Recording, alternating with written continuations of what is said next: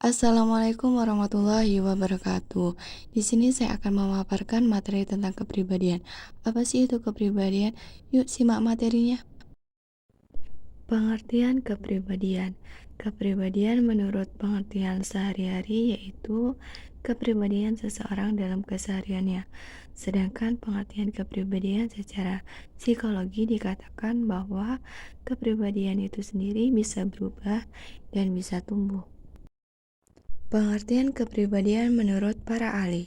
Yang pertama ada kepribadian menurut Yinger. Jadi kepribadian ini adalah keseluruhan perilaku dari seseorang individu dengan sistem kecenderungan tertentu yang berinteraksi dengan serangkaian instruksi.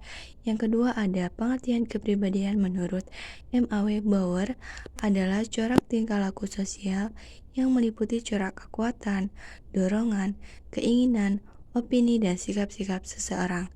Yang ketiga ada pengertian kepribadian menurut Kauber adalah gabungan keseluruhan dari sifat-sifat yang tampak dan dapat dilihat oleh seseorang.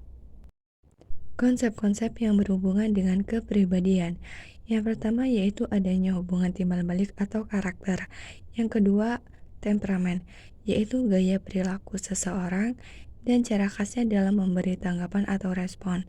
Yang ketiga ada sifat, keempat ciri, dan yang kelima kebiasaan. Kebiasaan yang dimaksud ini yaitu kebiasaan dapat diluruskan melalui kegiatan yang positif. Ciri-ciri kepribadian yang sehat. Yang pertama yaitu memiliki kemampuan dalam diri sendiri secara realistik. Yang kedua, dapat menilai situasi secara realistik.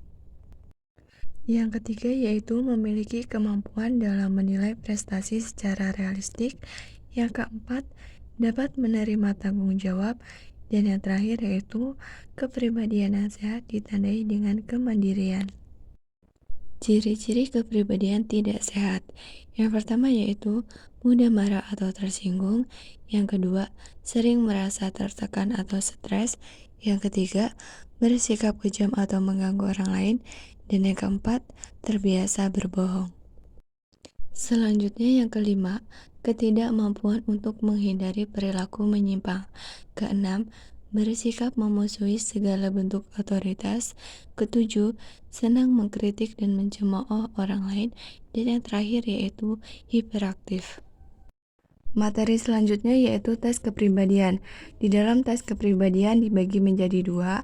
Yang pertama yaitu tes kepribadian ilmiah. Di dalam tes kepribadian ilmiah terdapat teknik proyektif dan teknik objektif. Teknik proyektif ini merupakan teknik asesmen kepribadian yang dilakukan melalui menggali imajinasi seseorang. Sedangkan teknik objektif merupakan teknik yang menggunakan pertanyaan terstruktur. Yang kedua yaitu tes kepribadian prailmiah. Jadi, secara konsep atau teori kepribadian prailmiah ini ada, tetapi belum ada penelitian lebih lanjut. Misalnya, yang A, fisiognomi, ilmu tentang wajah. Yang B, grafologi, ilmu tentang tulisan tangan. Yang C, astrologi, ilmu tentang perbintangan. Yang D, cirologi, ilmu tentang guratan tangan. Yang E, prenologi, ilmu tentang tengkorak. Dan yang terakhir F, yaitu onikologi, ilmu tentang kuku. Perkembangan kepribadian dan perubahan kepribadian. Jadi perkembangan kepribadian menurut Erikson dimulai dari yang pertama dimulai dari masa bayi, kemudian masa kanak-kanak awal, selanjutnya masa prasekolah dan masa sekolah. Selanjutnya ada masa remaja, masa dewasa awal, masa dewasa, dan yang terakhir yaitu masa hari tua. Selanjutnya yaitu perubahan kepribadian dipengaruhi oleh dua faktor, yaitu yang pertama ada faktor internal dan faktor eksternal. Faktor internal berasal dari dalam diri orang itu sendiri. Faktor ini biasanya merupakan faktor genetis atau bawaan. Sedangkan faktor eksternal berasal dari luar orang tersebut.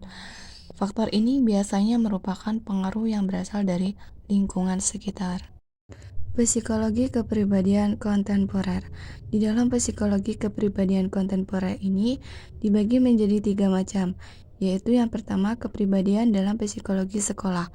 Secara garis besar, psikologi sekolah kontemporer ini bertujuan melayani komunitas pendidikan dengan menerapkan prinsip-prinsip psikologis untuk membantu mendorong penyesuaian emosional dan intelektual siswa.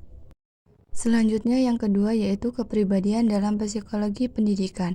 Dalam psikologi pendidikan dapat diartikan sebagai suatu proses dengan metode-metode tertentu hingga orang memperoleh pengetahuan, pemahaman dan cara bertingkah laku yang sesuai dengan kebutuhan. Yang ketiga, kepribadian dalam dunia kerja. Di dalam kepribadian dunia kerja ini dibagi menjadi 3. Yang pertama yaitu kepribadian dan motivasi kinerja. Yang kedua, kepribadian dan kepemimpinan. Dan yang terakhir yaitu kepribadian dan kerja tim. Pengaruh sosial dan proses budaya terhadap kepribadian. Budaya merupakan salah satu unsur dasar dalam kehidupan sosial. Budaya mempunyai peranan penting dalam membentuk pola berpikir dan pola pergaulan yang berarti juga membentuk kepribadian dan pola pikir.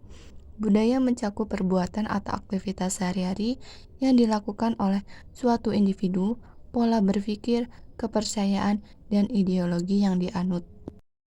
Sehingga hubungan antara kepribadian dan kebudayaan adalah saling berinteraksi dan mempengaruhi satu sama lain. Kebudayaan membentuk norma, nilai, dan kepercayaan yang mempengaruhi cara seseorang memandang diri dan lingkungannya. Sedangkan kepribadian individu mempengaruhi bagaimana seseorang berinteraksi dengan kebudayaannya. Itulah tadi materi yang bisa saya sampaikan. Saya ucapkan terima kasih dan saya akhiri. Wassalamualaikum warahmatullahi wabarakatuh.